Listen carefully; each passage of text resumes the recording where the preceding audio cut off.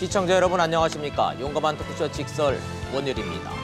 강원도와 부산에서 일어난 산불이 국가 재난입니다. 말 그대로 산불처럼 번진 인명피해, 재산피해, 민관군 온 국민이 합심해 신속히 극복하도록 저희도 조금이라도 힘을 보태겠습니다. 오늘 직설은 산불 속보 중간중간 전해드리면서 국회 발목을 잡는 탄력근로제와 최저임금 문제를 토론해보려 합니다. 보궐선거에 매달리느라 시간 보낸 사이 주 52시간 계도 기간은 3월 말로 끝났습니다.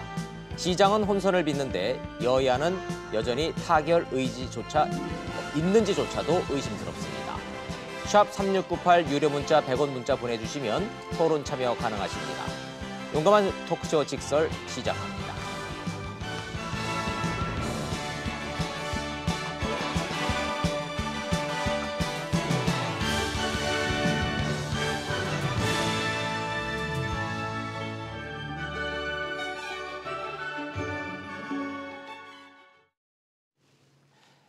함께 해주실 전문가 세 분 소개하겠습니다. 먼저 현대경제연구원의 최양호 고문님, 서강대학교의 김현학 교수님, 사회연대포럼의 정용건 위원장님 나오셨습니다. 어서 오십시오. 네, 안녕하세요. 말씀드린 대로 주 52시간 계도 기간은 3월 말로 끝났습니다. 탄력근로 확대를 현행 3개월에서 6개월로 늘리는 안이 국회에서 통과돼야 되는데 결론부터 말씀드리면 물 건너갔습니다. 계도 기간은 끝났고 새 법은 없고 도대체 어쩌라는 건지 시장 혼란 속에 국회 상황 먼저 보시고 전문가 토론 시작하겠습니다. 홍남기 경제부총리와 이재갑 고용노동부 장관은 국회를 방문해 여야 원내대표를 차례로 만났습니다. 오는 5일 열릴 국회 본회의에서 탄력근로제 확대를 포함한 노동 관련 법안의 처리를 부탁하기 위해서입니다. 그러나 상황은 녹록지 않습니다. 쟁점인 현행 3개월인 탄력근로제의 확대 기간을 놓고 여야의 시각차가 크다는 게 변수입니다. 여당은 경제사회노동위원회 노사가 합의한 6개월 확대안을 고수하고 있습니다. 당사자가 합의한 안은 국회가 존중을 해야 된다고 보고요. 원내대표도 계속 하자고는 밖으로는 말씀을 하시는 것 같은데 명확하게 입장을 좀 환노위에 있는 법안소위 위원님들한테도 얘기를 해주시는 게 좋을 것 같습니다. 반면 자유한국당은 기업 부담을 줄이기 위해 탄력근로제 단위 기간을 최대 1년까지 늘려야 한다는 입장입니다. 여야 간 시각차가 뚜렷한 가운데 현장에선 법 개정이 무산돼 현행 3개월이 유지될 경우를 가장 우려합니다.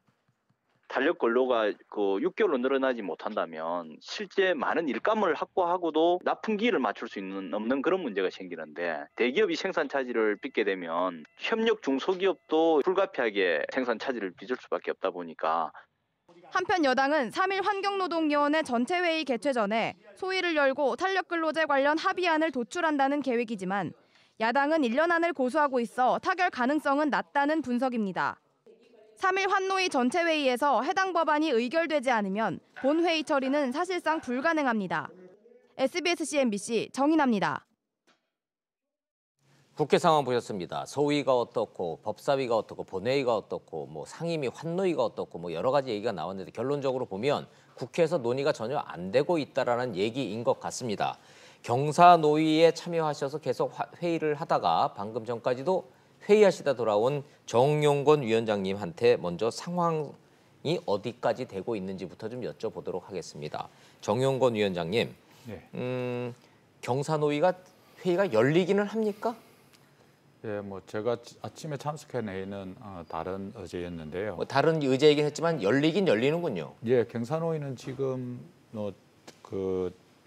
탄력근로 합의와 관련해서 본회의 의결을 못했을 뿐이고 나머지 의제와 관련된 회의들은 다 정상적으로 진행되고 있습니다. 경사노위 입장에서 보면 어찌됐든 의결을 못했지만 6개월로 연장하다라는 합의안은 만들어냈으니 그거를 국회로 넘겨놓고 더 이상은 논의할 수가 없는 상황. 시청자들이 이렇게 이해해도 되겠습니까? 그렇습니다. 경사노위에서는 노사정 대표들이 합의했기 때문에 그 안을 존중하는 것으로 해서 본회의 의결은 없었지만 경사노위 안으로 국회에 제출돼 있는 상태입니다. 그래서 6개월 연장하는 안이 제출돼 있는 상태입니다. 돼 있죠. 시청자 여러분들의 혼선을 피하기 위해서 다시 하나 정확히 짚고 넘어간다는 거는 저 6개월 안이 합의되는 과정에서 민주노총은 참여하지 않았고 지금 국회로 넘어간 요 안에도 민주노총은 결사 반대를 하면서 총파업 예고하고 있는 상황. 네, 그렇습니다. 그런 상황인 거죠. 네, 그렇습니다. 자, 국회에서 공을 넘겨받아서 국회에서 뭔가를 좀 해결해야 된다라는 말씀 수없이 많이 들으셨을 텐데 국회 상황 어떻게 될지 한번 두 분하고 다 여쭤보도록 하겠습니다. 김연학 교수님, 네. 계속 국회 상황 들여다 보셨을 테니까 네. 어떻게 보세요? 결론부터 좀 말씀드리면 오늘 본회의 열리죠. 열리는데 뭐 어렵다고 지금 보는 거 아닙니까? 그렇죠. 상정이. 제가 예. 어렵다고 시청자 예. 여러분들한테 말씀드렸는데 혹시 제가 잘못 말씀드렸나 싶어서. 제가 볼 때도 지금 상황을 봐서는 자, 그럼 불가능하다 이렇게 정리하고 불가능하다고 갈까요? 뵙니다. 네. 아하. 그런데 계도 기간 끝났다며요. 네. 그럼 법적으로 이제 어떻게 되는 겁니까?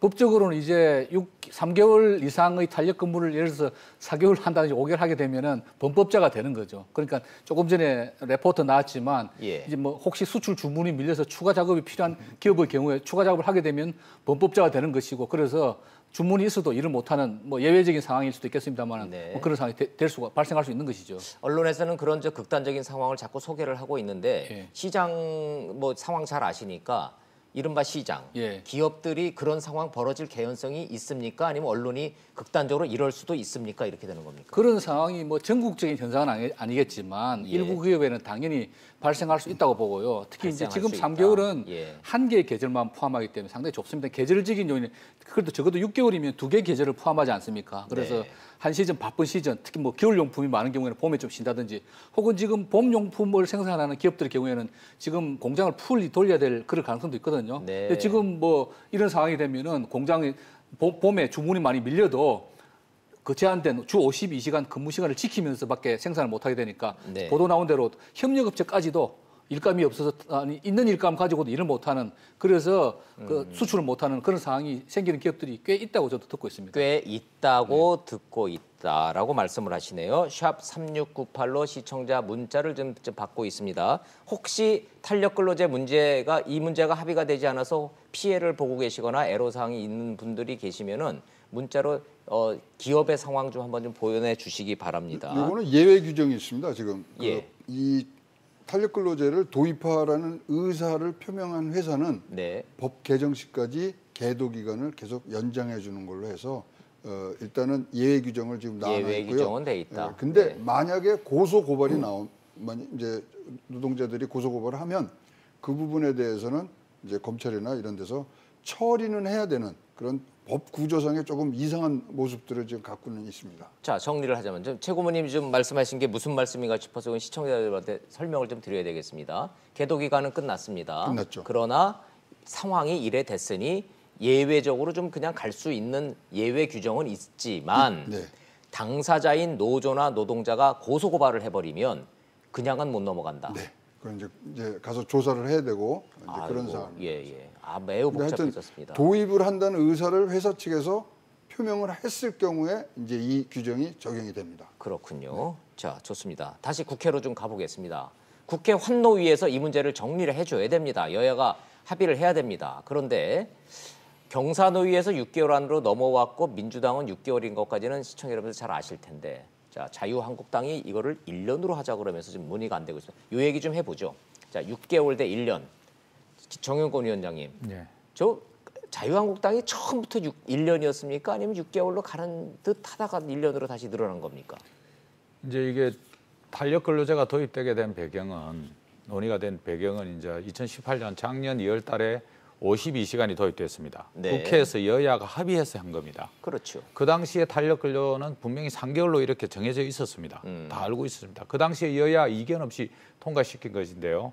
통과시키고 나서 보니까 아플사 이게 너무 급하다. 68시간 과속이다. 68시간 하다 보니 문제가 되면서 국회에서 이야기했던 게 12월까지 무조건 바꿔야 된다 이렇게 이야기했습니다. 네. 작년 12월까지. 그러다 국회가 뭐 늦장 부리고 이런 과정에서 경사노위가 어렵게 이제 합의를 한 거죠. 노사정 대표자들이 합의를 해서 그래서 6개월 안을 제출했는데 외로 2월 국회에서도 논의되지 않았고 국회가 제대로 열리지 않았고 지금 4월이 왔는데도 불구하고 합의되지 않았습니다.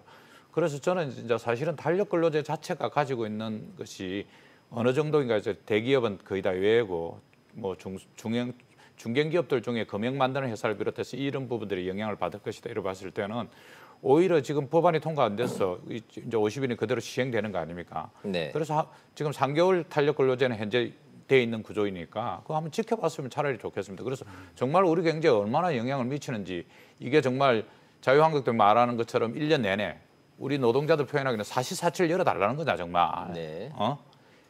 6개월도 아니고 사시사철 열어달라는 거냐 이렇게 이야기하고 있으니까 저는 차라리 어떻게 되는지 지켜봤으면 좋겠습니다. 그래서 정말 어느 기업이 얼마나 피해를 입고 현장에 어떤 문제들이 생기고 있고 정말 노동자들이 가로 문제는 발생하는지 건강권은 어떻게 침해되는지를 지켜볼 기회가 됐다고 저는 이렇게 볼 수도 있을 것 같습니다. 그렇습니까? 근데 노동계 입장을 다시 한번 좀 재차 질문을 좀 드리겠습니다. 1년으로 확대가 되면 예. 주 52시간 사실상 무력화되는 거다. 예. 사문화된다. 예. 이런 주장인가요? 그렇습니다. 그래서 뭐 현장의 노동자들 표현대로 하면은 정말 우리가 52시간이 됐다는데 1년으로 늘리면 사시사철 그거 다 하자는 거 아니냐. 예. 언제 우리가 어떻게 될지 모르는 이런 구조 속에 있어야 되겠냐 하면서 6개월에 동의는 안 되더라도 6개월이 통과되는 것과 관련해서는 견뎌낼 수 있겠지만 1년으로 이야기하는 것은 정말 무책임하다. 이거 52시간을 처음부터 도입을 하지 말았어야지. 예. 국회가 차라리 하지 말지. 여야 합의로 통과시켜 놓고는 지금 1년 해달라는 거 이건 너무한 거 아니냐. 이 현장의 정서들이 팽배합니다. 자, 요 대목에서는 최영호 고문님한테 좀 예. 여쭤봐야 되겠네요. 자유한국당이 1년으로 이렇게 약간 좀 뒤로 가는 듯한 좋습니다. 어쨌든 제가 자유한국당 의원 여러 명 만나서 물어봤거든요. 네. 1년 의지가 강하더군요, 의외로. 아니 그 이제 뭐 노동 시간을 뭐 탄력적으로 운영할 수 있는 좀 경제가 너무나 나쁘니까 기업에게 어떤 룸을 좀 주자 예. 이런 상황이고요. 사실 그 이론적으로 보면 6개월만 해도 6개월 이제 늘려놓잖아요. 이론적으로는 10개월간 64시간이 가능합니다. 이제 그 부분에 대해서 이제 민노총이 과로사라든가 이제 임금 보전을 이제 갖고 왔고요.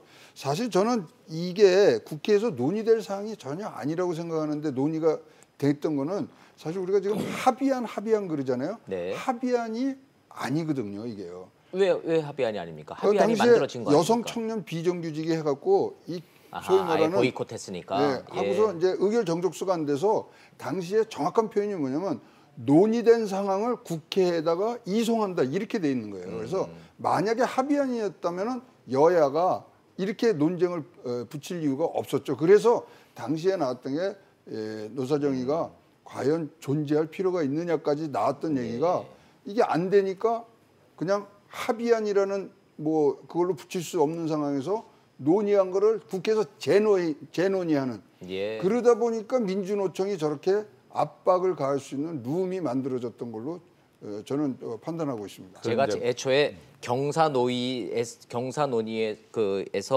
합의했던 합의안을 의결하지 못하고 국회로 넘겼다고 말씀을 드렸더니 합의안이 아니었다. 논의된 안이었었지. 논의된 사항을 국회로 이송한다. 그게 정확한 워딩이었거든요. 뭐 그렇게 뭐 말씀하실 수는 있겠지만 이 경사노위에서 참석하지 않고 본회의를 갖다 보이콧하신 분은 청년 여성 비정규직입니다. 그랬죠. 자유한국당에서 말하는 뭐 1년이 아니고 아예 안 된다는 분들이에요. 그분들은 3개월 이상이 안 된다는 분들이에요. 근데 자유한국당 지금 1년 하자고 하면서 반대하고 있는 구조거든요.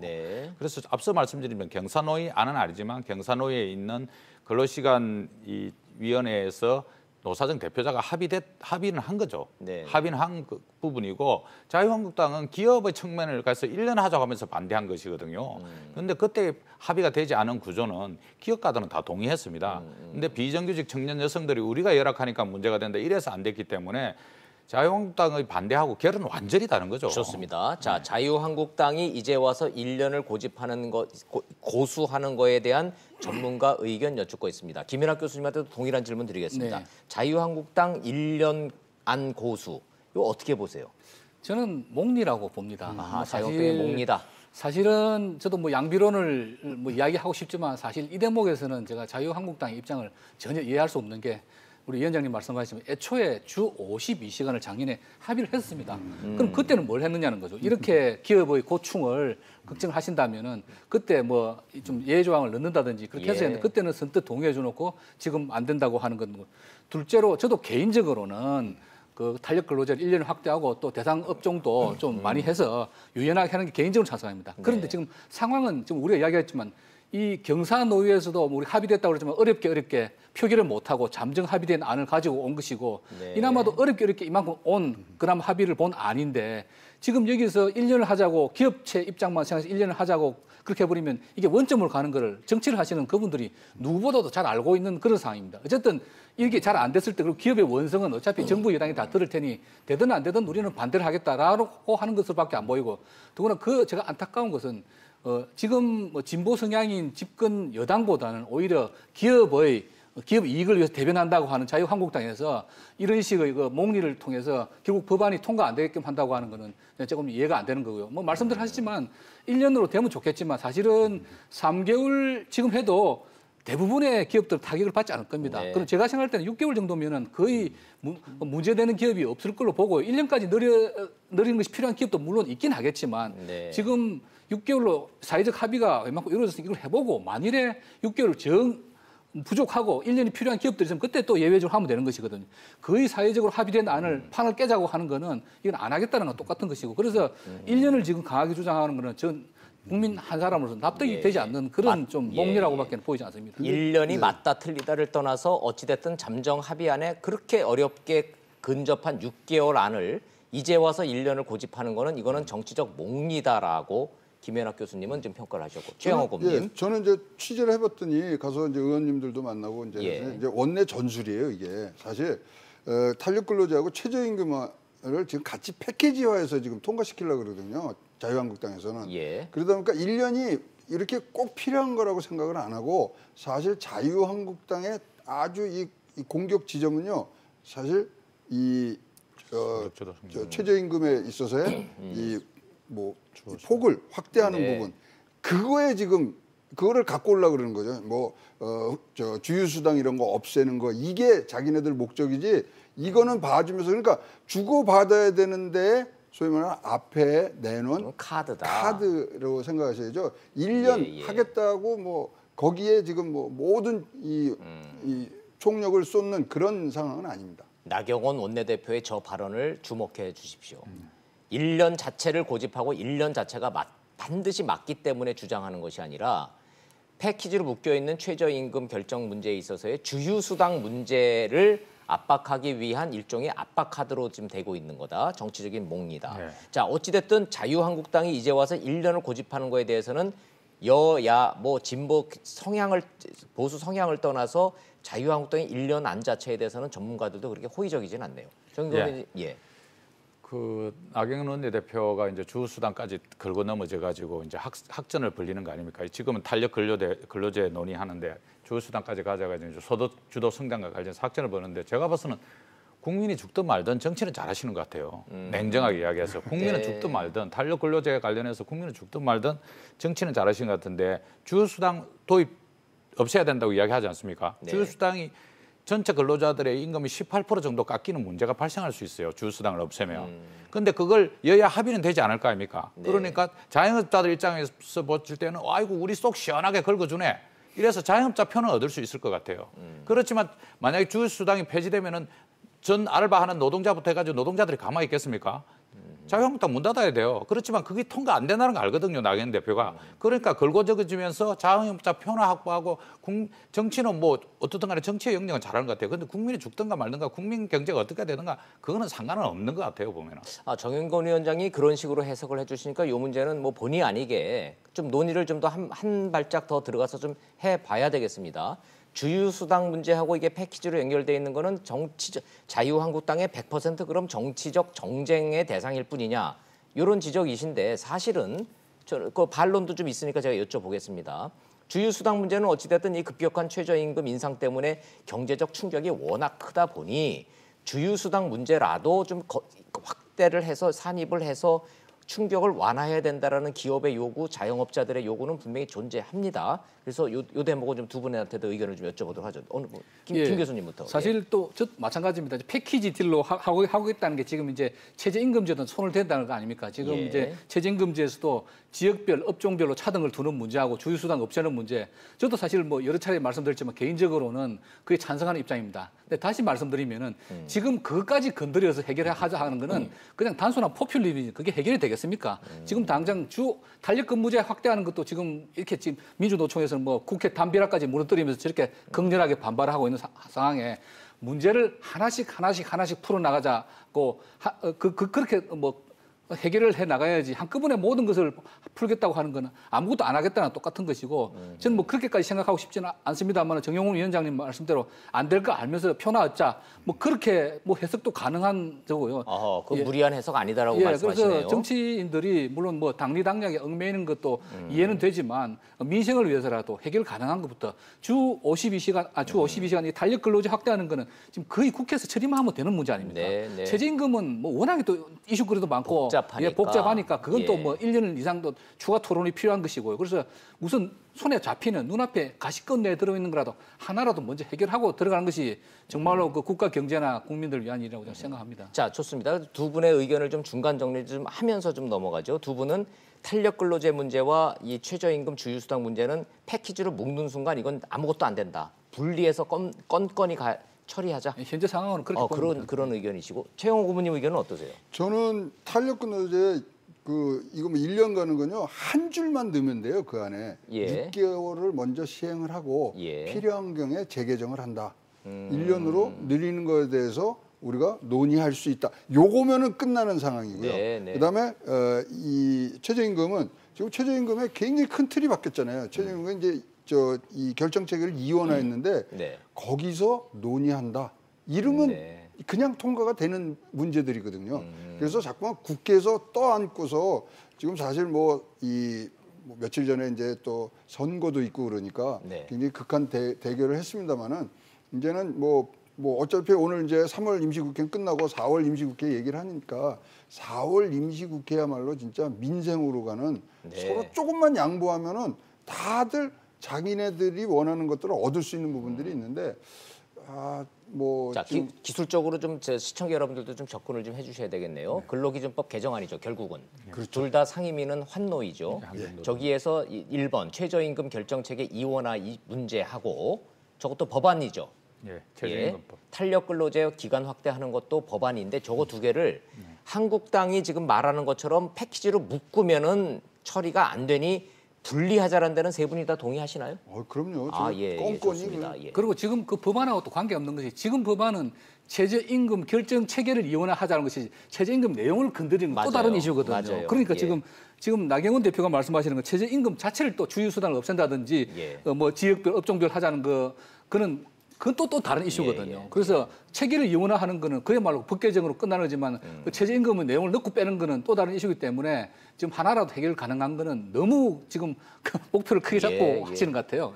오래간만에 저희 패널들 세 분 모셨는데 결이 다 다른 세 분인데도 요 대목에서는 야당도 좀 따끔하게 좀 지적을 좀 해야 되겠습니다. 그렇게 계속 가면은 정쟁 소리 듣겠네요. 분리하시는 게 맞다라고 세 분이 이렇게 공통적으로 좀 말씀을 하십니다. 자, 좋습니다. 시청자 여러분들은 어떻게 생각하시는 별개의 문제고 이거 좀 하나 좀 짚고 가보죠. 국회 담벼락 넘어간 거 있잖아요. 민주노총 격렬 시위 논란. 자, 연행은 됐는데 뭐 풀어졌다라고도 비판하는 목소리도 좀 있고 우리가 무너뜨리려고 했던 거는 국회 담장이 아니라 꽉 막힌 민심이었다. 뭐 이런 얘기. 최영호 후보님 이건 어떻게 지금 화면 보고 계시는데? 일단 국가시설 파괴한 거와 공권력에 대한 무시 이거에 대해서는 엄중히 다뤄야 되고요. 사실 이제 저희 있고 바로 이어서 민주노총에서 대의원 대회를 했지 않습니까? 거기서 집단적으로 그런 집행부를 경찰이 뭐 연행을 해서 만약 이제 감금을 했으면 또 다른 문제를 파행을 갖고 갈 수 있으니까 웬만하면 이제 풀어준 거에 대해서는 저는 잘 됐다고 보는데 사후적으로 이거는 분명히 책임을 물어야 됩니다. 이럴 수가 없어요. 우리가 뽑은 국회의원들을 국회의원들이 일하는 장소에서 국가 기물이 파손되고 사실 이제 저거가 일어나기 전에 국회회관 위에 올라가서 현수막했거든요. 맞아요. 굉장히 위험한 그런 일들을 했는데 결국 이렇게 되면은 뭐 국민들의 인식에는 뭐가 남느냐면 내가 생떼를 쓰고 폭력을 쓰고 이런 정당치 못한 방법으로 자기가 원하는 것을 얻을 수 있다는 것을 지금 보여준 거거든요. 공정치 않습니다, 이거는. 국회 태업과 민주노총의 불통에 대한 국민적 걱정에 대한 얘기를 좀 하고 있습니다. 조심스럽습니다. 민주노총의 시위를 격렬하게 가는 데는 나름대로 다 이유가 있었다고 지금 민주노총은 주장하고 있기 때문에 매우 조심스럽습니다. 어찌됐든 정의용건 위원장님 민주노총 출신으로서 자, 국회 담장을 뚫으려고 했던 게 아니라 서민들의 막힌 가슴을 뚫으려고 했다. 그래서 합리화 될까요? 국회 담장 넘어뜨린 게? 담장이 너무 약한가? 드릴 말씀이 많지는 않은데요. 사실 이 부분은 그 국회 법안이 통과되지 않은 것은 사실은 자유한국당이 그 탄력 근로 시간을 갖다 1년으로 사시사절하자는 안 때문에 통과되지 않지 않았습니까? 네. 그런데도 불구하고 그에 대한 모든 비난은 지금 민주노총이 다 뒤집어쓰는 이런 구조입니다. 그거는 옳지 않다. 네, 과거에 저희가 뭐 노동권, 인권을 위해서 뭐 정말 줄기차게 싸워왔습니다, 사실은. 근데 지금 현 상황을 정확히 보고 가는 것이 중요한데도 불구하고 아쉬움이 상당히 많습니다. 지금 이런 부분들과 관련해서는 아쉬움이 상당히 많고 특히 이제 대의원대회가 앞두고 민주노총 지도부가 혹시라도 이 법안이 통과되면은 아무래도 뭐 책임이나 이런 것과 관련한 부담이 있을 수밖에 없는 구조와 관련된 고민이 있을지 몰라도 이것이 과연 전체 조합원들의 정서인지 그다음에 국민들은 어떻게 보는지와 관련해서는 좀 깊이 숙고하고 고민해야 되고 좀 반성해야 될 부분이 있는 것 같습니다. 막 조심스러우시니까 말씀이 명쾌하지는 않습니다만은 어찌됐든 뭐 민주노총의 이 과격한 지점만 이렇게 달을 가리키는데 자꾸 손가락만 보시지 말아달라 이런 얘기인 것 같기는 합니다만은 국민 입장에서 질문을 드려야 되는 저 입장에서는 뭐 비록 좀 비난이 좀 있더라도 여쭤보지 않을 수가 없습니다. 이 반대를 위한 반대를 하는 야당도 우리가 따끔하게 지적을 했으니까 그렇다고 민주노총 계속 저런 식으로 경찰 저지선 뚫고 국회 담장 무너뜨리고 이거를 국민들한테 이해해달라? 이거는 좀 어디까지 우리가 이해를 해야 되는지 김연학 교수님 어떻게 보십니까? 저는 그 민주노총의 저는 시위를 보면서 우리 역사 시기를 한 40년 전으로 거꾸로 가는 그런 느낌이 듭니다. 사실 우리가 암울했던 군부 독재 시절에는 노동자의 인권과 권리를 확보하기 위해서 저렇게 왜냐면 너무 안 들어주고 꽉 막혀 있으니까 저렇게 뭐 투쟁을 하고 또 때로는 이제 과격한 그 당시 뭐 집시법 뭐 여러 가지 법이 있지만 그 법 다 지키가지고 우리 의사를 전달할 수 없으니까. 그런데 지금은 어떤 시대입니까? 그 뭐 민선 대통령이 탄생한 지도 뭐 30년이 지났고 역대 가장 친노동 정권이라고 하는 문재인 정부 시절 아닙니까? 그리고 상당한 그 지금 발언권을 확보를 하고 있고요. 그런데 저렇게 그 국가 중요 시설을 이렇게 손괴하고 저런 식의 행위를 하면서 시위를 한다고 하는 거는 대한민국 국민 중에서 정말 민주노총 핵심에 계시는 몇 분을 제하고는 아무것도 동감을 못할 겁니다. 그래서 저는 뭐 우리가 흔히 3만 불 시대에 3050 클럽에 가입했다고 자랑하고 있는데 지금 보면 굉장히 후진적인 그런 시위 행태거든요. 그래서 좀 뭐 국민 입장에서 바람직하지 않고 또 의사를 표현하실 때는 좀 더 점잖게 했으면 좋겠다는 생각이 들고 그다음에 또 하나는 저뿐만 아니라 많은 국민들이 지금 느끼고 있는 감정은 민주노총은 법 위에 있는 조직인가? 이게 우리가 민주라는 이름을 달고 있지 않습니까? 그러면 민주라는 게 뭡니까?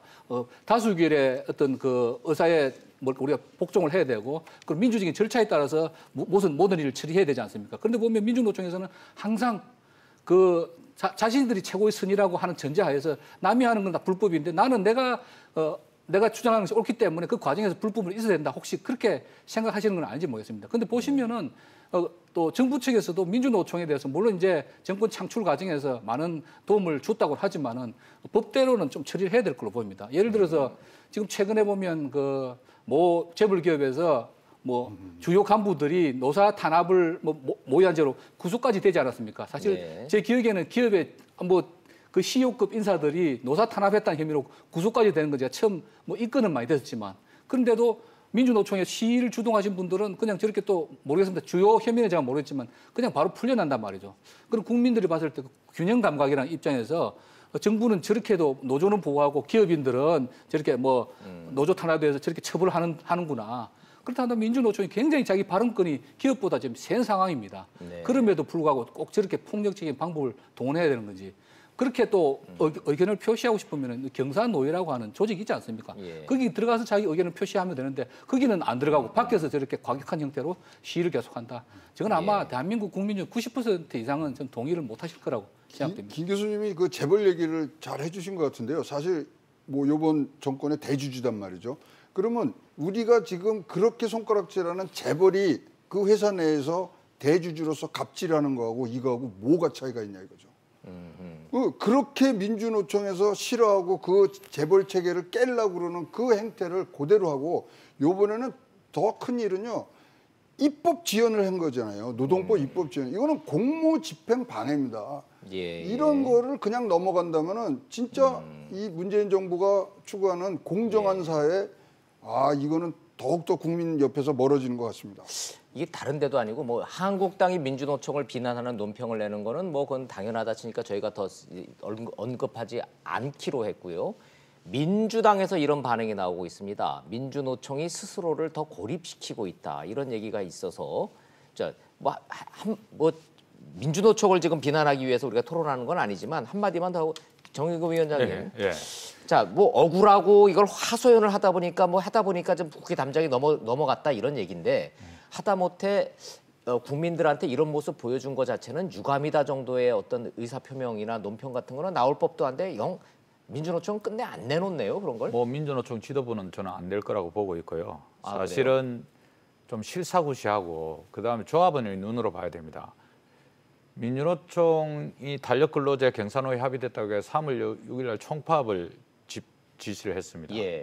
파업한 사업장이 한 군데도 없습니다. 파업에 참여한 사업장이. 그러고 보니 그러네요. 지난달에요. 그러고 나면서 지도부가 뭐 결국은 뭐 좀 고립되면서 발생한 일인 거는 같은데요. 박근혜 정부 시절에 우리가 주당 근로시간이 68시간이었습니다. 거기다 3개월 탄력 근로까지 하면 심지어는 12시간 포함하면 80시간도 할 수 있었거든요. 근데 그게 52시간으로 내려오는 과정에서 당연히 급하게 내려왔기 때문에 이 중간에 발생하는 여러 가지 좀 문제점이 있을 수 있고 이것과 관련해서 6개월을 보면서 민주노총이 현장에서 봐서 정말 과도하게 건강권이 문제가 될 것 같으면 문제 제기를 하면 됩니다. 그 탄력 거주를 도입 못하게 하면 합의 안 해주면 되는 것이고 또 밖에 집회나 시위나 고발도 다 할 수 있지 않습니까? 그런 것과 관련된 고민들. 그리고 예를 들어서 우리가 노동시간이 길어서 지금 문제이기 때문에 노동시간을 단축해가는 과정에서 탄력 근로자가 6개월 해봤는데 별로 뭐 무의미하더라. 그렇게 판단하고 있으면은 일모를 주장해도 돼요. 다시 3개월로 돌아오자. 이렇게 주장할 수도 있는 이런 부분들과 관련해서도 충분히 열려 있는데도 불구하고 과연 이 방식만 맞는가? 더군다나 국회 사항은 이미 자유한국당에 의해서 통과 안 되는 게 다 오전에 다 알고 있었습니다. 그저께 오전에 다 알고 있는 상황에서 꼭 줄매가지고 땡겨야 되나? 전 정부 하에서 정말 농민이 돌아가시고 경찰이 차벽을 치고 이럴 때 줄 묶어가지고 땡기지 않았습니까?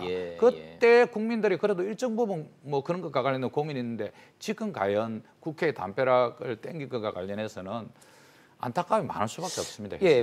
그렇습니다. 정말 국민 입장에서 봤을 때 과거 정부 보수 정권 때처럼 물대포를 쏴서 시위를 하던 분이 돌아가시고 뭔가 정말로 억울한 일이 발생을 해서 담벼락에다 줄을 당겨서 잡아당겨서 담벼락을 무너뜨리는 행위라면 모를까?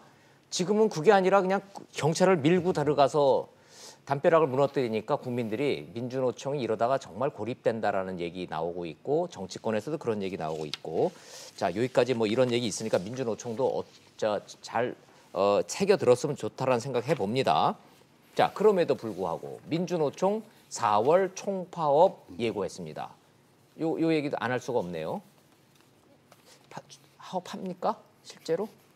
방침으로서 파업을 결정하기 때문에 결의는 한 거죠? 결의는 했는데 지켜는 봐야 되는데 3월 달에 뭐 3월 6일도 총파업 지침을 내렸는데 그때도 학대 간부 수준에서 뭐 집회 방식으로 진행됐었거든요.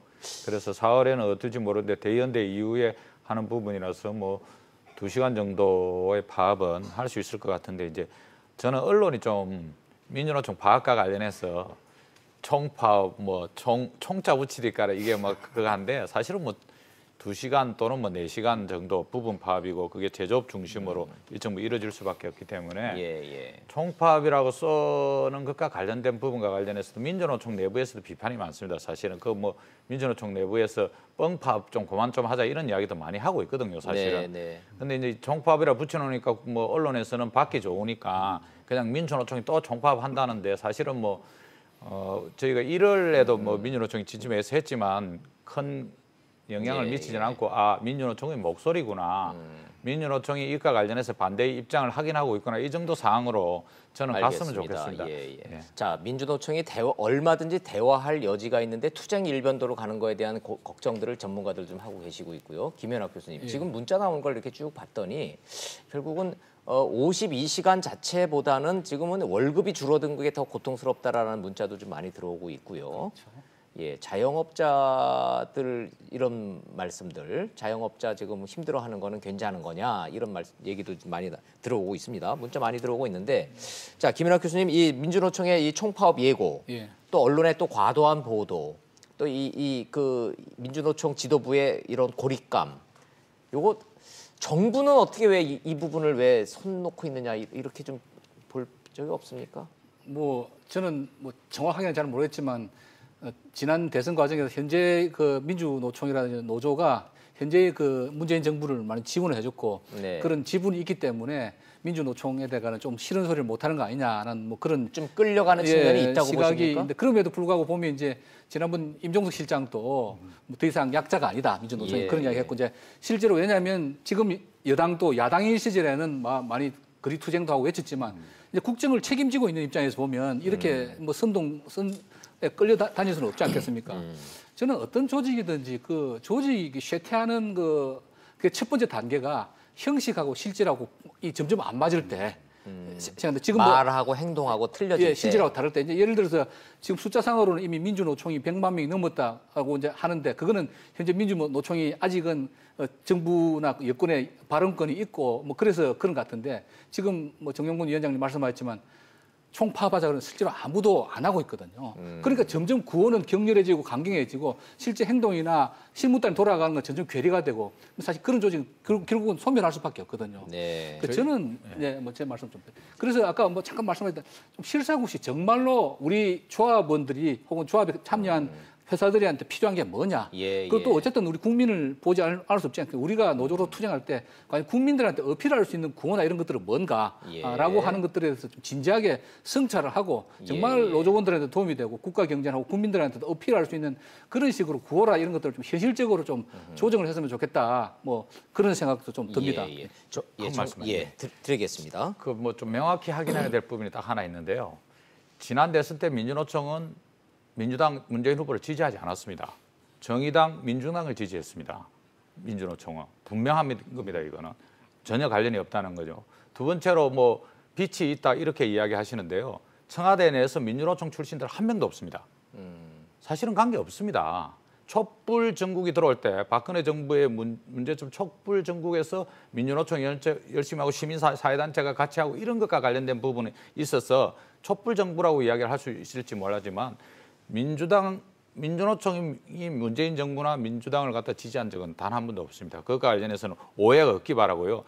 정부도 노동자들에 대한 생각 많이 바뀌었습니다. 민주노총도 마찬가지로 민주노총 조합원들도 문재인 정부에 대한 실망이 커져가고 있는 상황이고 그걸 가지고 뭐 서로 같은 편이니 이렇게 이야기할 건 전혀 아니다. 분명하게 이거는 단절입니다. 이건. 뭐 그러고 보니 정확하게 따지고 들어가면은 대선 과정에서 민주노총이 공식적으로 문재인 후보를 뭐 지지하거나 그런 적은 없으니까. 공식적으로 정의당과 민중당을 지지했습니다. 이른바 촛불 청구서를 들이밀 거는 아니다라고 지금 말씀을 하시니까 그런 거는 뭐 정확히 하고 지금 넘어갔지만 국민들 입장에서 봤을 때는 어찌 됐든 문재인 정부와 민주노총이 이렇게 척질 사이는 아니다라는 생각을 갖고 있는데 이번에 재보궐선거 결과를 봤더니 노동계가 이 민주당과 이 이른바 범진보 여권 후보에 대한 온도차는 생각했던 것보다 상당히 싸늘하더라 이런 건 느끼기는 합니다. 싸늘하지만 또 얘기가 대통령 선거의 투표율 41%보다 많은 45%가 나왔기 때문에 아직도 뜨겁다는 그런 뭐 해석들을 이제 하시는데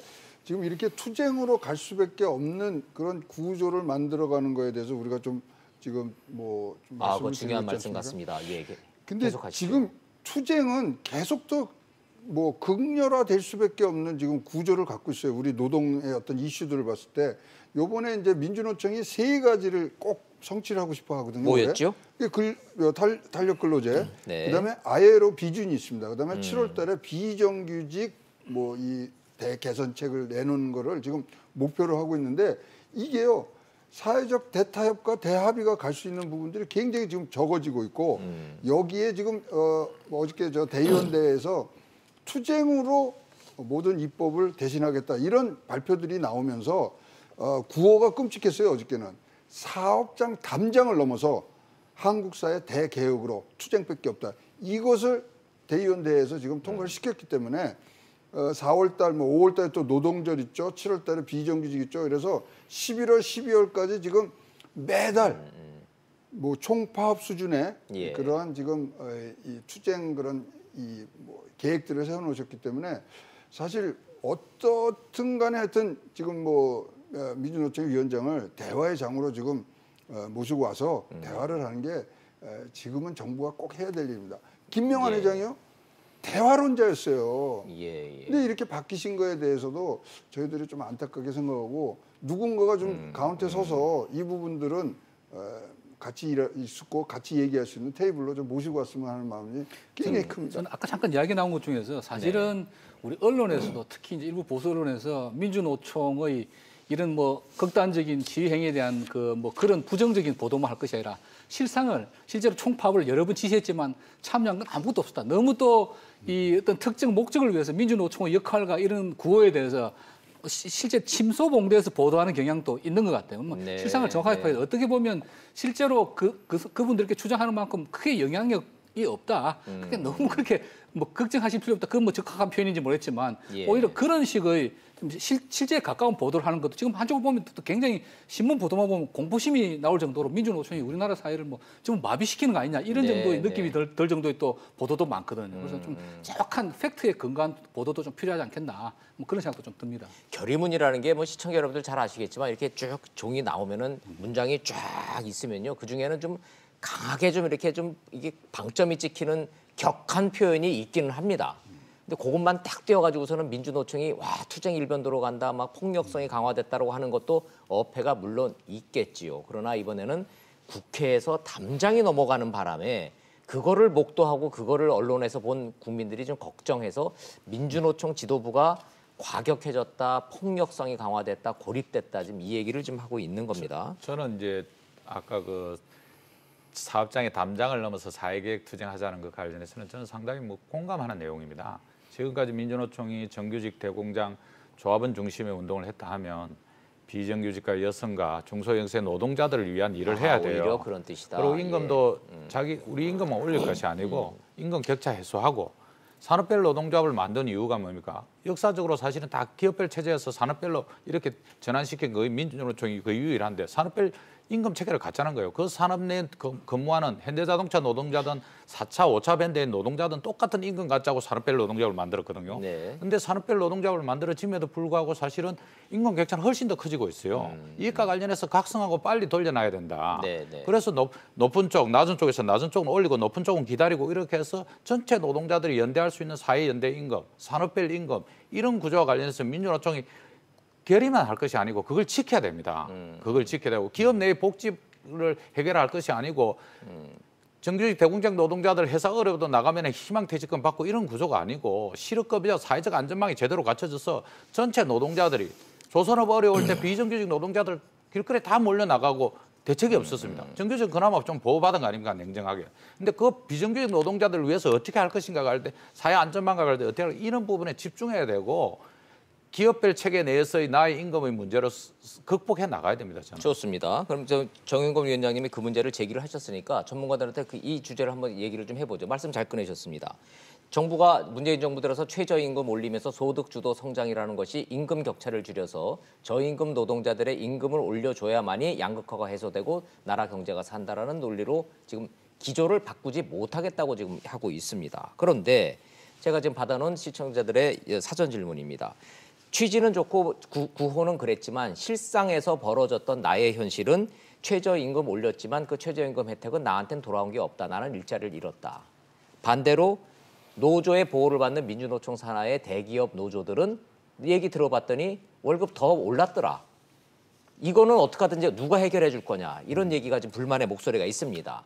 담장을 넘어서 이 문제를 해결하자고 민주노총도 주장하고 있지만 밑바닥의 실상은 그렇지 않다라는 지금 얘기이신 것 같은데, 자, 최영호 고문님 어떻게 보십니까? 사실 뭐 팩트로 딱 보면은 사실 민주노총의 뭐 주력 그 노조는 사실 현대차 노조인데요. 네. 사실 들여다보면은 지금 말씀하신 대로 뭐 1억 정도의 연봉을 평균으로 받고 있단 말이죠. 민주노총의 주력인 현대차 노조만 놓고 봤을 때 그렇죠. 문재인 정부 들어서 최저임금 올리고 이렇게 임금 올라가는 거에 대한 혜택 받습니까? 안 받습니까?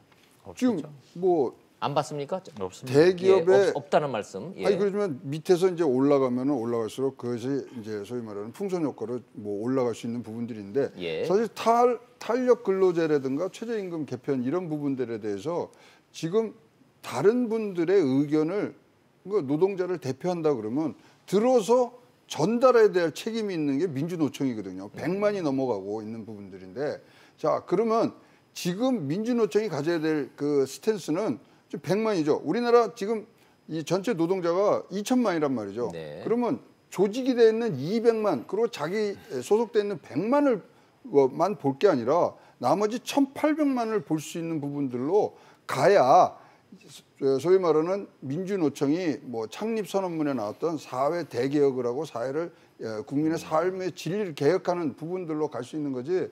너무나 지금 기득권을 보호하는 것 같은 그런 느낌들이 너무 많기 때문에 그 부분들에 대해서는 뭐 좀 내부 사정은 잘 모르겠습니다만은 분명히 성찰이 있어야 되고 나머지 1,800만의 상황도 분명히 대변해 줄 수 있는 그런 민주노총이 됐으면 좋겠습니다. 글쎄요. 노조라는 속성 자체가 노조원의 이익을 위해서 만든 게 노조인데 노조원이 아닌 전체 노동자를 위해서 뭘 해야 된다고 말씀하시니까 뭐 좀 이렇게 범위를 넘어가는 것 같기는 한데 지금 제가 드렸던 질문 시청자들이 국민들이 갖고 있는 이 사실관계는 좀 제가 다시 여쭤봐야 되겠습니다. 최저임금 올리고 소득주도 성장의 최대 수혜자는 정규직 노조원들이었다. 자, 정유공 위원장님 아니라고 지금 부인하시지 않습니까? 뭐 전혀 그렇게 작동되지 동의하지 않을까요? 않으시는군요. 정규직 노도가 뭐 작동돼 예를 들어서 현대자동차 기준으로 보면은 재작년에 2017년에 한 평균 연봉이 9,600 정도 됐습니다. 발표에 하면. 그 다음에 작년 9,300으로 줄어들고 있거든요. 그래서 기업의 임금 상황에 그 경영 상황에 따라서 변동되고 있기 때문에 최저임금을 영향을 받지 않고 최저임금은 실제로 최저임금 선상에 있는 노동자들하고 조금 차상위의 노동자들이 좀 혜택을 보는데 그나마라도 차상위 노동자들은 최저임금 산입 범위를 갖다가 확대해버리면서 사실은 큰 혜택이 별로 없던 거고 그다음에 최저임금 선상에 있는 노동자들은 임금은 올랐는데 사용자들이 근로시간을 줄이거나 다양한 방식으로 좀 변칙적인 행태가 나오면서 그래서 실질적인 좀 그런 것들 부족한 거죠. 그래서 전체 단위 시간당 임금은 올랐지 몰라도 실임금은 근로시간을 줄이거나 이런 방식으로 하면서 크게 도움되지 않을 수도 있다는 판단 속에서 이제 약간의 문제점이 있는데 민주노총이 최저임금 인상의 혜택을 받았다 이렇게 설명하는 것은 정규직 대공장 노동자들이 적절하지 않습니다. 예를 들어서 적절치 않고 동의할 수 없는 주장이라는 말씀. 제조업 이런 데들도 다 조선업 이런 데도 어려워가지고 구조조정 계속했고요. 임금도 이제 금속이나 제조업 노동자들의 임금 체계가 한 66%가 기본급 월급이고요.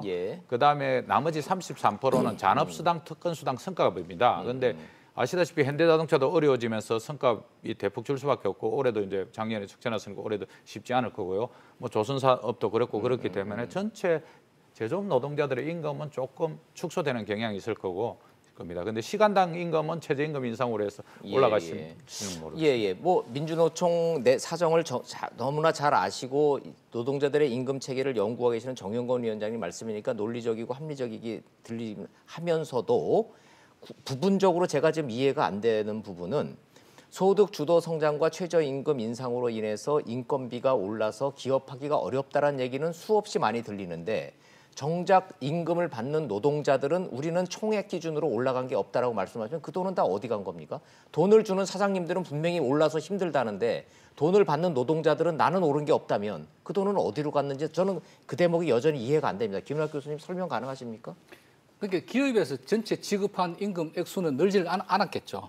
늘지는 않았는데 예. 최저임금이 인상이 되니까 그 한계선상에 있는 분들이 실직을 당하고 그분들이 좀 적은 최저임금 오르기 전에 가져갔던 그 임금들이 인상된 분들의 인상분으로 들어간 것이고 그러니까 지급된 전체 임금의 액수는 동일한데 최저임금이 인상됨으로 말미암아서 고용된 사람의 숫자는 줄어드는 그리고 한계선상에 있는 분이 많이 실업으로 내몰리는 그렇게 되었다고요. 제가 볼 때도 작년에 경기가 어렵기 때문에 기업이 전체로 지불한 임금 총액은 늘지는 않았을 것입니다. 그런데 이제 일부 혜택을 본 분들이 있기 때문에 그 혜택 본 분들만큼 실업이 된 거죠. 못 보는 분들. 자, 정리 좀 하겠습니다. 이건 정말 시청자 눈높이에서 제가 시청자의 언어로 여쭤보는 겁니다. 최저임금 올랐고 주 52시간대 근로시간 단축되고 그래서 기업들이 이 느끼는 체감하는 인건비 부담이 늘은 거는 팩트죠.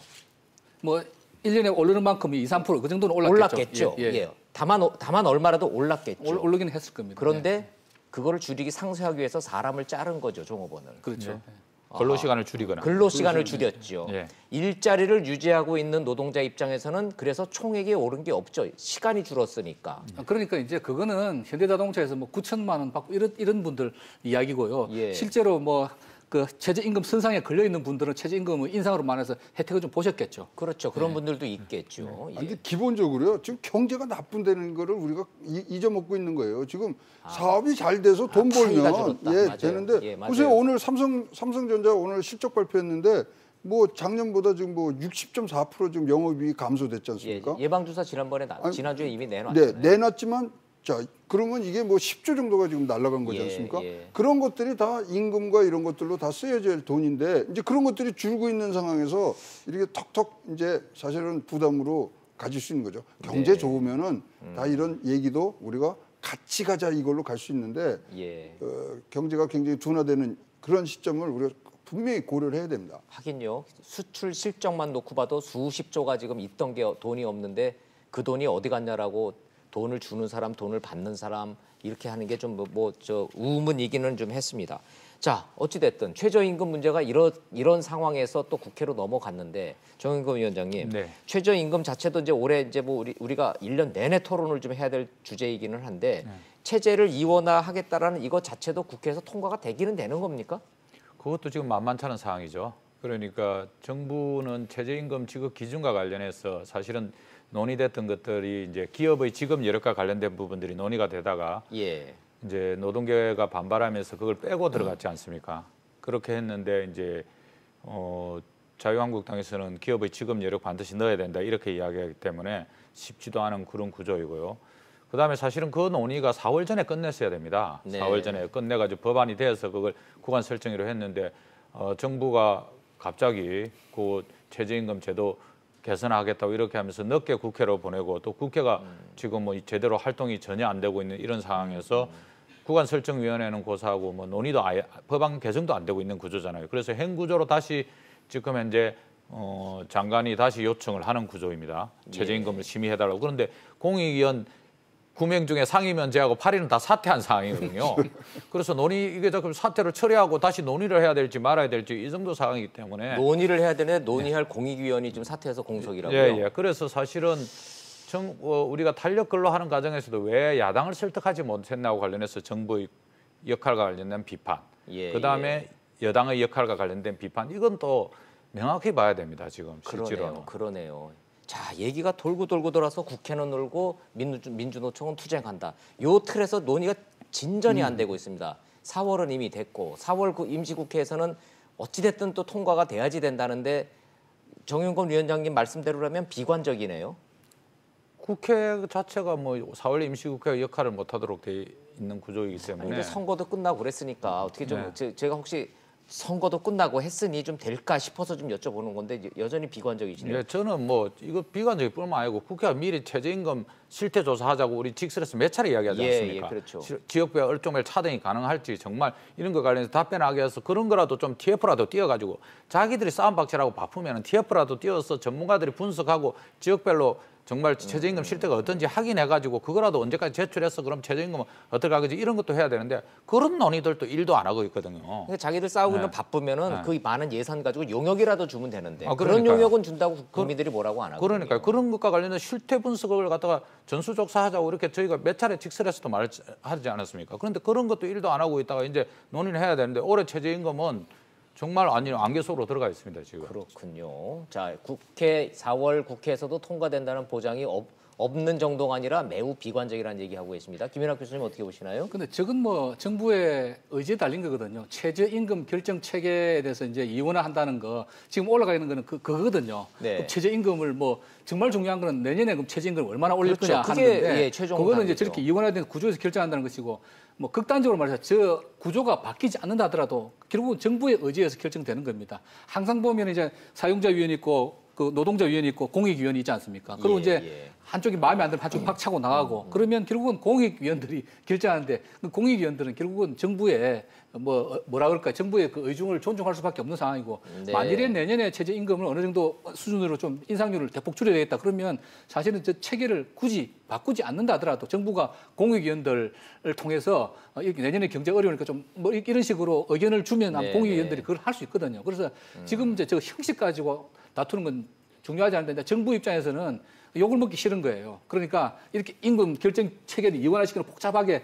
마치 모든 것이 그 위원회에서 이렇게 복잡한 과정을 거쳐서 좀 지금 낮게 결정되는 거를 원할 겁니다. 정부는 내년에 인상률은 그렇게 되면 이제 혹시라도 있을 뭐 노조 측의 비난이라는 것도 조금은 자유로울 수 있는데 정부가 공익위원들에 직접적으로 가입해서 내년에 만약에 인상률 낮게 났다 그러면 그것도 욕을 먹지 않겠습니까? 그것 때문에 저렇게 굳이 한다는 것인데 저 부분은 정부가 굳이 결정 체계가 이원화되지 않더라도 의지를 가지고 내년에 경제 상황이 이러니까 이 정도면 하자는 의사를 확실하게 표명한다면은 저 부분은 뭐 제가 볼 때는 뭐 그렇게 아까 뭐 탄력 근로제만큼 아주 그 중요한 뭐 아주 치명적인 문제는 아닐 수도 있다 그런 생각도 듭니다. 네, 아니 그런 연장선상에서 여쭤본다면 최영호 고문님 과거에 청와대 경제수석실에서 근무해 보셨던 경력도 있으시니까 그런 논리라면 정부와 청와대가 아예 자꾸 이 위원회에다 떠넘기지 말고 총대를 한번 메고 되든 안 되든 뭔가 안을 탁 내놓고 좀 밀어붙여야 되는 거 아니냐는 목소리는 없습니까? 지금 하나 안 보이는 게 있습니다. 뭐 소득주도 성장 다 좋고요, 뭐 다 하는지만 정부와 지금 여당이 하나 용기가 없습니다. 노조에게 미움받을 용기가 없는 거예요. 그것만 그냥 갖고 다니까 지금 친노동하고 친노조하고는 전혀 다른 거여야 되거든요. 근데 이것을 같이 해서 노조를 어떻게 한다, 노동을 어떻게 한다. 국가와 공익이 무엇인가에 대한 올바른 판단을 바꿔서 노조에게 미움받을 용기로 노동의 안정성과 개혁성, 유연성이 같이 어우러지는 그러한 용기가 지금 없습니다. 레이건이나 대처가 왜 국가 생성의 발전 전략을 갖고 와서 레이거노믹스 대처리즘이라는 그런 아주 우수한 평가를 받고 있는 것도 노조에게 미움받을 용기로 시작을 한 거고 국익이 뭔지를 분명히 선언하고 나갔기 때문인데요. 그것이 안 보이는 게 너무 안타깝습니다. 정부의 리더십과 정부의 확실한 방향성 제시가 아쉽다. 아쉽고 용기를 내서 지금 어떤 파열음이 나더라도 그것을 갖고 쓴 일관성이 있어야 되는데 그런 부분 지금 뭐 진짜로 그런 거에 붙으려고 그러면 우리 아까 정 위원장이 얘기한 것처럼 팩트를 갖고 전수조사를 하고 해서 뭐 이거를 오래 꼭 안 한다 그래도 진짜 사실에 입각한 얘기들을 할 수 있는 좋습니다. 부분들이 좀 나왔으면 좋겠습니다. 저는 그 노조의 미움은 관계는 뭐 사실상 저는 끝났다고 봅니다. 사실은 노조하고. 근데 정부의 고민은 노동자에 대한 고민이 이 중심이 돼서 지금 이러고 있는데 문제는 이제 그것을 돌파할 수 있는 실력이 있어야 될 거 아닙니까? 그리고 실제로 이제 실사구시해가지고 현장을 정확하게 하게 하는 이런 노력들이 부족한 것이지 노조의 관계를 두려워하거나 또들 노동자 뭐 지도부를 존중하거나 이런 것들은 끝났습니다. 저는 제가 보기에는 솔직히 끝난 거고 노동자에 대한 고민인데 이걸 어떻게 풀어갈 것인가 관련된 부분은 저는 난맥상에 막혔다고 봐요. 홍영표 원내대표가 정규직 노동자들 임금 동결하라. 이건 소득주도 성장하고는 완전히 틀린 이야기 아닙니까? 네. 포기한 거예요. 격차 해소하겠다는 겁니다. 격차 해소. 그런데 그 말을 제대로 이제 풀어내지 못하고 누구도 입을 떼지 못해서 발생하는 부분이지만 이미 그거는 사실은 이제 지나간 논쟁이 그래서 정말 노동시간 단축해서 일자리 창출하고 그다음에 이 최저임금 문제로 인해서 자영업자들의 어려움을 어떻게 해결할 것인지 이런 것과 관련된 과감한 정책을 정부가 내고 그것으로 신뢰를 받고 국민들의 안정된 이런 어떤 이런 걸 사야 되는데 그런 부분에서 아쉬움이 많은 거죠. 여야는 싸잡아서 욕먹어 당연한 건데 정부와 청와대 문제가 나오니까 세 분 모두 정부가 입장에서는 좀 아프겠습니다. 근데 실력이 없다 그러니까. 예, 정용근 위원장님 말 들으면 사실 저는 문제를 풀기가 편하다고 봐요. 근데 제 의심은 우리 최양호 고문님 의견이 또 조금 더 정확한 거 아닌가 이런 느낌이 들거든요. 만일에 이미 이제 노조 관계하고 정부 여당 관계 끝났다 그러면은 사실은 정말 우리 정부 여당에서 국민들만 보고 기업들 혹은 노동자들만 보고 과감하게 개혁 정책하고 표를 받을 수 있다. 그럼에도 불구하고 여전히 뭐 노조에서는 지금 그냥 싫어하지만 우리 또 정부 여당에서는 뭐 짝사랑인지 모르겠지만 그쪽을 계속 좀 의식하고 너무 또 이렇게 뭐 척을 안 지기 위해서 이렇게 조금 주저하고 있는 면이 조금 있지 않는가 사실 그런 느낌이 듭니다. 아니 민주노총은 지난 대선에서 문재인 후보를 공식적으로 지지한 바 없다라고 명시하지 않으셨습니까? 그렇습니다. 예. 자, 이게 정부가 어떠한 방향을 잡고 정부가 어떤 역할을 해야 된다라는 사라진 정부의 역할에 대한 전문가들의 의견에 대해서 청와대와 정부는 어떤 의견을 갖고 있는지 한번 좀 새겨봐 들었으면 좋겠습니다. 자, 4월 임시국회 시작되면은 민주노총은 총파업으로 계속 압박을 할 것이고 여야는 또 이 문제를 가지고 어떻게 해법을 만들어내야 됩니다. 정부와 청와대는 어떤 가이드라인을 갖고 나올지 한번 매 눈으로 지켜보도록 하겠습니다. 오늘 말씀 여기까지 듣도록 하죠. 최영호 고문님, 정영검 위원장님, 김현학 교수님 잘 들었습니다. 고맙습니다.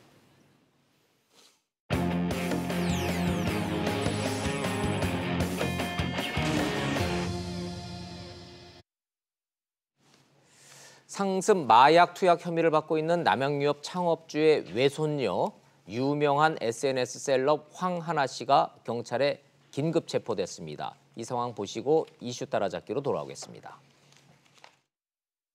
환자복 바지 차림에 검정색 모자와 마스크로 얼굴을 가린 황하나 씨가 경찰에 둘러싸여 병원을 빠져나옵니다. 그동안 두 차례 출석 요구에 불응하며 경찰에 연락을 피해왔던 황 씨. 지난달 중순 체포영장까지 반려되면서 수사 동력을 잃는 듯 했지만 경찰이 보강 수사로 체포영장을 받아내는 데 성공하면서 오늘 오후 경기도의 한 대학병원에서 체포한 겁니다. 황 씨는 2015년부터 마약 관련 혐의를 받아왔지만 3년여 만에야 처음으로 경찰 조사를 받게 됐습니다. 아버지랑 친했던 경찰청장이 누굴 말하는 겁니까? 황 씨가 받고 있는 혐의는 마약 수수와 투약 두 가지입니다. 2015년 종로경찰서에서 수사하다 불기소 처분됐던 마약 공급도 수사 대상이지만 아직 혐의가 추가되진 않았습니다. 경찰은 황 씨가 지난해 초까지도 마약을 투약했던 지인들의 증언을 확보해 집중 추궁하고 있는 것으로 전해졌습니다. 핵심 증거가 될 마약 검사는 아직 진행하지 않고 있는 것으로 알려졌습니다. 경찰 관계자는 황 씨에게 모발과 소변 등을 이미 제출해달라 요청했지만 황 씨가 거부하고 있다고 말했습니다. 검찰이 황 씨 신체에 대한 압수수색 영장을 두 차례 모두 반려하면서 현재 강제 마약 검사는 불가능한 상태입니다. 경찰은 일단 황 씨가 경찰 출석에 계속 불응하고 병원에 입원해 소재 파악이 쉽지 않았던 만큼 구속의 필요성은 충분하다고 보고 있습니다. 경찰은 이르면 내일 중으로 황하나 씨에 대한 구속영장을 신청할 방침입니다. 세상 돌아가는 소식 이슈 따라잡기 돌아왔습니다. 이수희 변호사님 나오셨네요. 어서 오십시오. 예, 안녕하세요. 예. 시청자 입장에서는 뭐 버닝썬의 연예인부터 시작하더니 웬 뭐 황하나가 누구야 도대체 이렇게 물으실 텐데 우리 요 얘기는 잠시 뒤에 좀 자세히 설명드리기로 하고 우선 급한 대로 강원도 고향이 강원도시잖아요. 예, 그렇죠. 강원도 산불 지금 어떻게 됐어요? 아유 걱정이네요. 예, 그래서 저희 외가가 거기 계셔. 전화 좀 해보셨어요? 예, 근데 강릉은 뭐 괜찮은데 예. 워낙 강풍이 불었대요. 바람이 엄청 많이 분다며요. 예, 성인이 서 있기도 어려운 강풍이 불었고. 화면을 보니까 막 불덩어리가 포탄처럼 막 이렇게 날아다니대요. 산에서 산으로. 그 이제 산불의 특징이 그 불씨들이 예. 수킬로를 가기도 한데요. 그게 그렇죠. 날아가서 바람 타고 날아가서. 예, 바람 타고 날아가서 어디에 또 그러면 또 거기가 새롭게 또 불이 나고 그래서 산불이 워낙 잡기가 어려운데 특히나 건조주의보가 계속 됐었잖아요. 그런 내일 뭐 아주 소량의 비 예보가 있다고 하는데 뭐 불씨를 그 완전히 잡을 만한 양은 아닌 것 같아요, 예보가. 그래서 네. 저는 제발 그 예보가 좀 틀렸으면 좋겠다.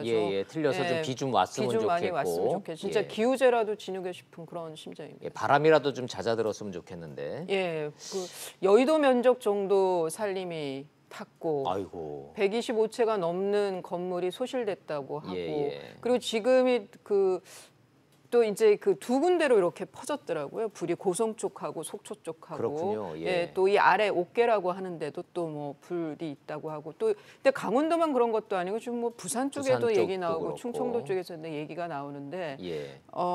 이 지금이 한창 또 관광철이라 맞아요. 강원도 쪽은 이때 또 돈을 벌어야 되는데 그러네. 이래저래. 예, 이래저래 참 피해가 큽니다. 예. 이재민들은 지금 또 체육관에 또 좀 학교 교실에 좀 피해 있고. 그리고 강원도가 그 예산이 많은 곳이 아니에요. 형편이 좋은 데가 아닌데 맞아요. 자립도가 낮은 곳인데 한 번씩 저렇게 지금 몇 년마다 한 번씩 저렇게 큰 불이 나요, 그죠? 그렇죠. 그런데 이제 그 군부대 분이 인터뷰한 내용을 보니까 낙산사가 완전히 전소됐던 산불이 있었잖아요. 맞아요. 90몇 년에 있었죠. 그 불보다 더 무섭다 이렇게 말씀하시더라고요. 그때보다도 더 무섭다. 예.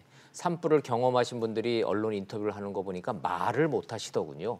이 공포심에 이 그 상황 그냥 무섭다 소리들만 하시지 불이 어떻게 나서 어떻게 왔고 어떻게 빛이 나고 이 설명을 못 하시더라고요. 얼마나 공포스러우신지.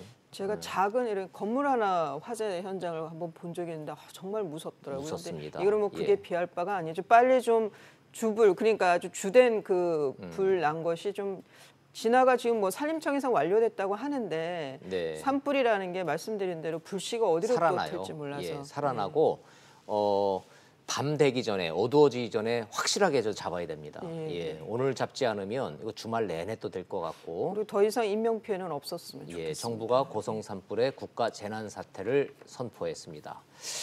아이고 저 하여튼 피해가 조금이라도 좀 덜해야 될 텐데 하여튼 걱정은 걱정입니다. 자, 그건 그렇고 방금 전에 우리가 전해드렸던 남양유업 외손녀 황하나 씨가 경찰에 긴급 체포가 됐다는데 화면을 봤더니 어디 병원이래요? 예, 그게 이제 분당 서울대병원에 젊은 사람 아닙니까? 글쎄 저 나이는 한 30대 초반 되지 30대잖아요. 않았을까요? 그래봐야 예, 유명해졌던 게 저는 알게 된 게 그 박유천 씨라고 좀 안 좋은 일로 뭐 결혼한다 어쩐다 하면서 파혼했죠. 파혼이 됐죠 결과적으로. 근데 그 박유천 씨라고 유명 가수하고 그 결혼설이 나면서 좀 그 많은 분들이 알게 됐어요. 이전에는 블로거라 그래가지고 이렇게 그 그러니까 좀 굉장히 럭셔리한 삶을 보여주는 그런 블로그를 운영하면서 유명했던 사람입니다. 근데 지금 그럼 왜 문제냐? 황하나는 뭐가 문제인 거예요? 그러니까 이제 우선은 남양유업의 창업주의 외손녀. 그러나 남양유업하고는 아무 상관없는 거예요. 경영하고는 상관없고 뭐 주식도 한 주도 안 갖고 있다고 이제 공식 발표를 했죠. 남양유업에서. 그런데 많은 분들이 봤을 땐 있는 집 자제인 거죠. 상류층이에요. 재벌 3생거는 맞죠.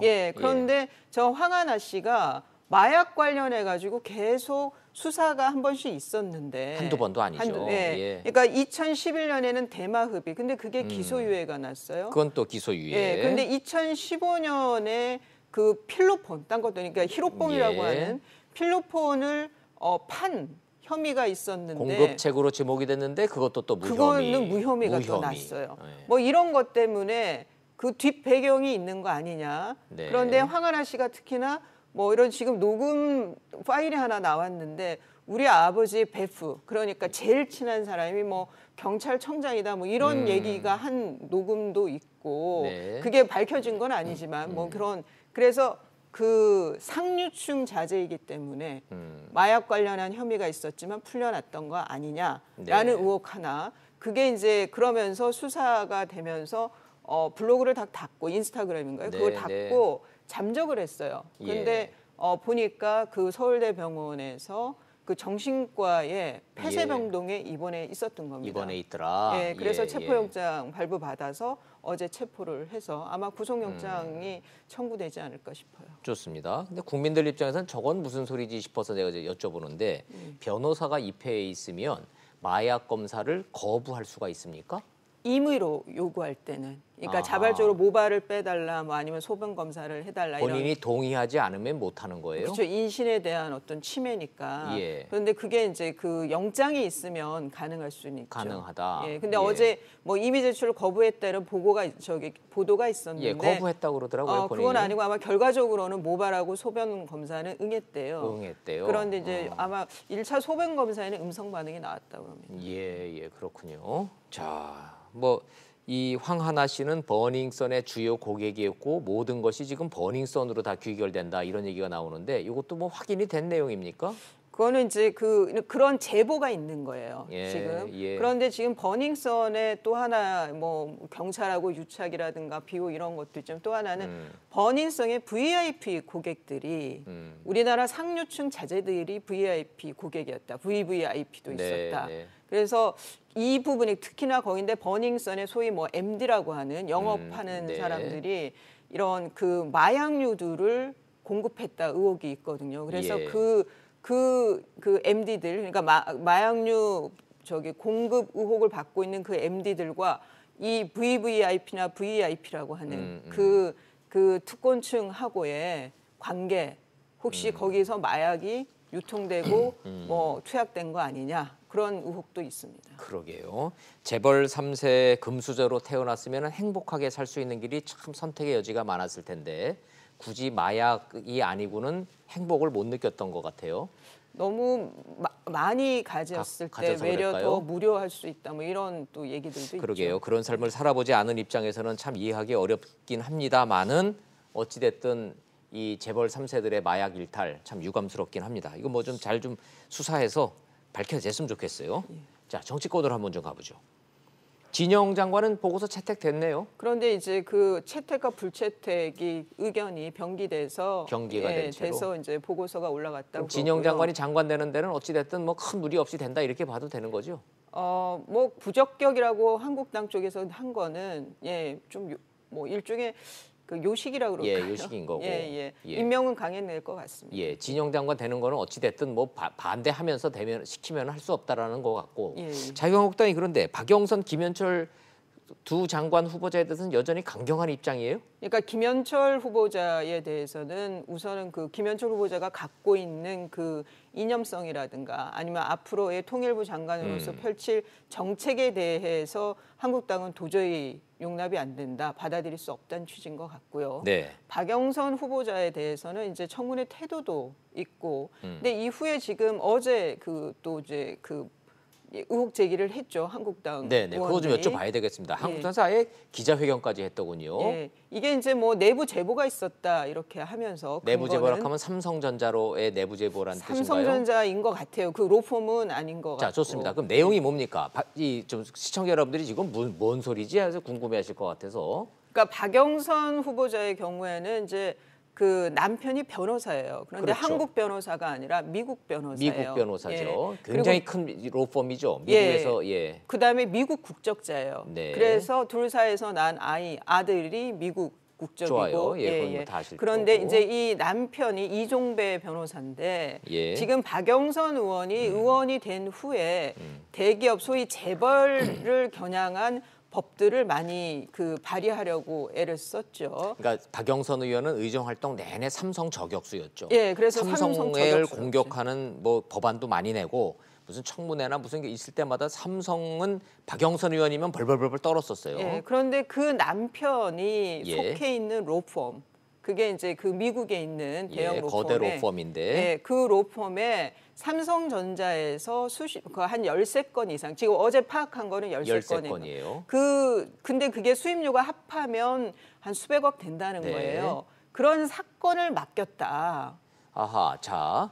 삼성을 공격하는 박영선 의원은 삼성 저격수인데 남편이 변호사로 있는 그 로펌은 삼성전자 사건을 수임했다. 예, 그런데 뭐가 문제예요? 이제 그 제보에 의하면 내부 제보자의 제보에 의하면 삼성 미전실에 있는 미래전략실에 있는 이모 씨가 이모 씨와 이 박영선 후보자의 남편하고 그 남편하고 서로 연결이 돼서 박영선 의원이 너무 삼성을 저격을 하니 좀 소위 말해 마사지라고 표현하잖아요. 네. 예, 좀 더 부드럽게 당근을 주자 라고 해서 저 박영선 후보자 남편이 있는 대형 펌에다가 그 미국 내 소송을 맡겼다. 아하. 그게 이제 어제 제보 내용이었어요. 자, 그럼 한국당의 주장인 즉슨 한마디로 정리를 하면 박영선 의원한테 덜 물어뜯기려면 이 사건을 그 남편이 속한 로펌에 맡겨야 된다고 최고 경영진들을 설득해서 사건을 글로 맡겼다. 예. 이 주장이네요. 예, 이 주장에 대해서 이제 박영선 후보 측은 네.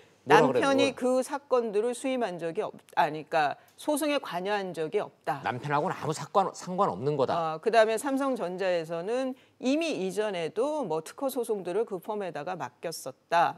그렇게 취지인데 여기에 관건은요. 네. 그 변호사들이 어느 대형 펌에 그 소속되어 있는 그런 변호사들 경우에 중요한 거는 이 수임을 해왔을 때, 네. 그러니까 이수희 변호사는 나를 보고 사건이 왔다. 예. 그럼 저한테 수임료의 얼마를 줘야 되는 거예요.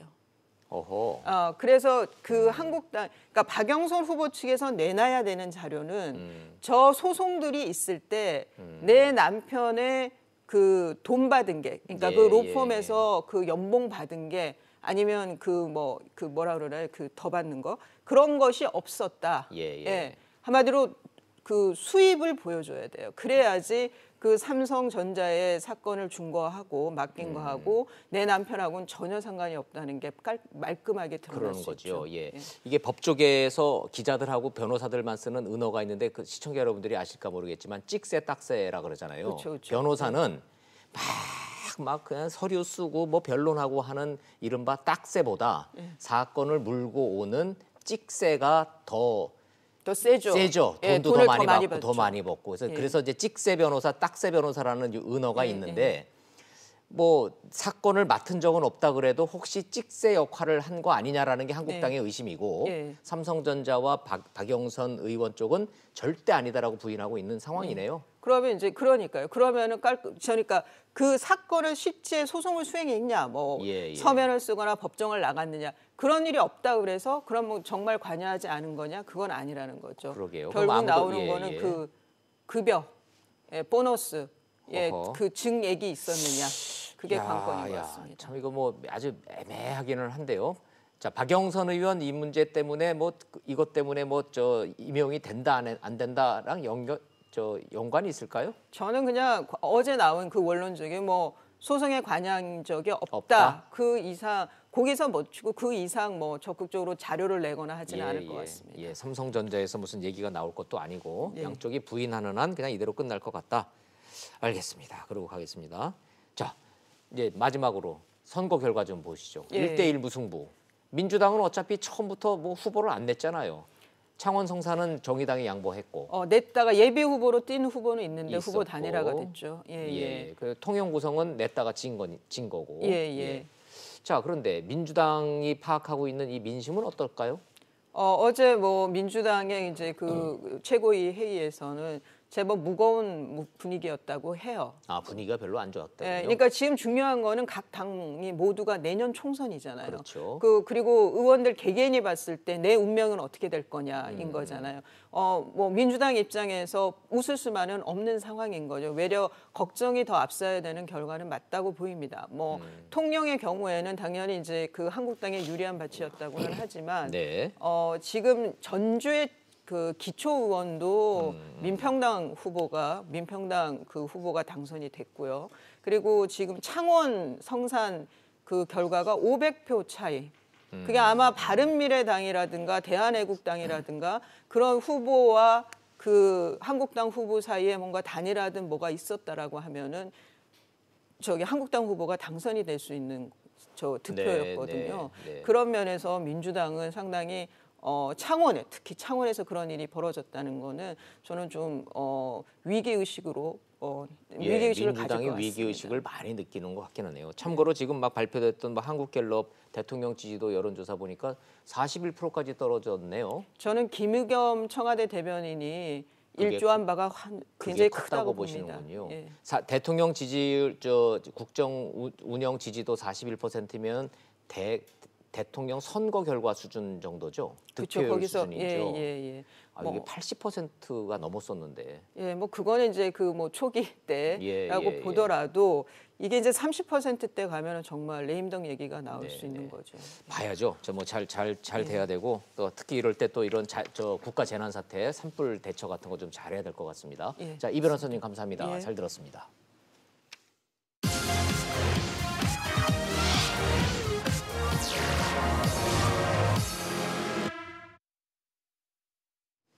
진보 보수 1대1 무승부라지만 후폭풍은 민주당이 더 커 보입니다. PK, 부산 경남 민심 돌아선 게 확인된 겁니다. 10년 민주당 약진세가 멈췄습니다.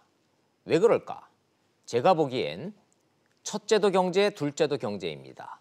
공장 문 닫고 일자리 사라지고 집값 떨어지는데 백약이 무효입니다.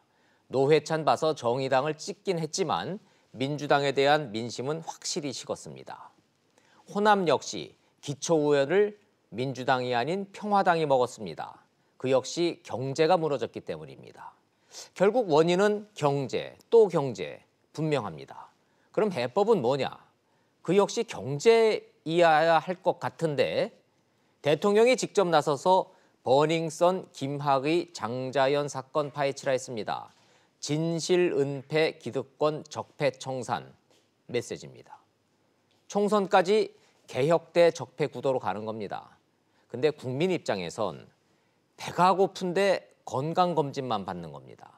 최저임금 탄력근로, 탈원전, 부동산, 노동개혁, 재점검하고 대안 제시하고 다른 해법이 있을까 싶은데 정치가 참 이상합니다. 알고도 못 갑니다. 걱정입니다. 직설 마칩니다. 시청해 주셔서 고맙습니다.